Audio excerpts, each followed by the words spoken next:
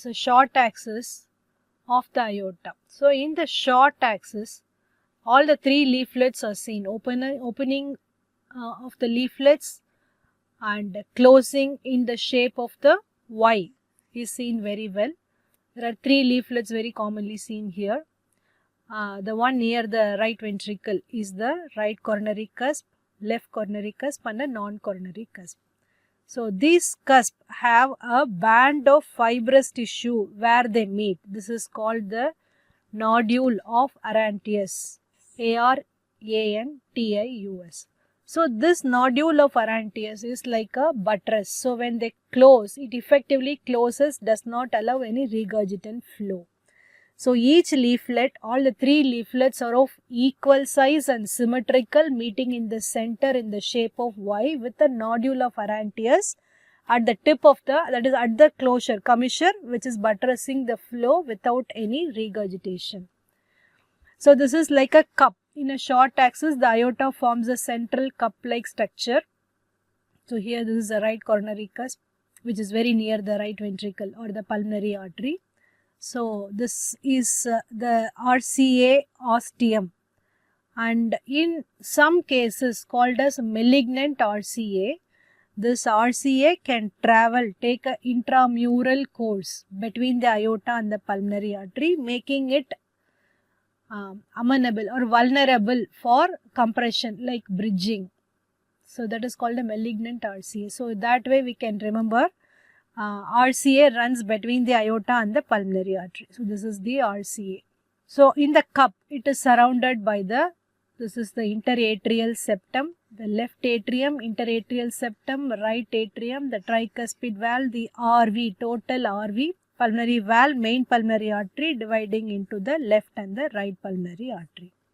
This is the short axis of the aortic valve seen by echo. Here we can see it is in close relation. The aortic valve, short axis means in front is the anterior, back is the posterior. So it is in close relation with the membranous IV septum, interventricular septum anteriorly and mitral valve posteriorly, that is the AML posteriorly. So here anteriorly there will be interventricular septum. Interventricular septum is not a vertical structure, it runs somewhat horizontally.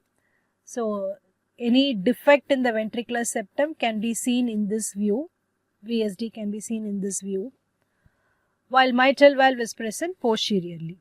This is the concept of facing sinuses. Here this is the aorta, while this is the pulmonary artery. So you can see the right coronary artery and the left coronary artery comes from the two sinuses facing the pulmonary artery, while the non-facing, the opposite end is the non-coronary cusp, which does not give rise to any coronary artery. Non-coronary is the left and posterior structure which is in continuation with the AML, forming the curtain in continuation with the AML for the LV inflow and outflow respectively. One more important structure in relation to the aortic root, like I said earlier, is the conduction tissue. Two components of conduction tissue. One is the AV node, which is in close relation with the membranous septum, and the other one is the bundle of His. So the membranous septum lies superiorly, you can see in close relation with the aortic valve cusp. So this is the position of the AV node, and also the short penetrating bundle of His. It is in close relation to the aortic valve.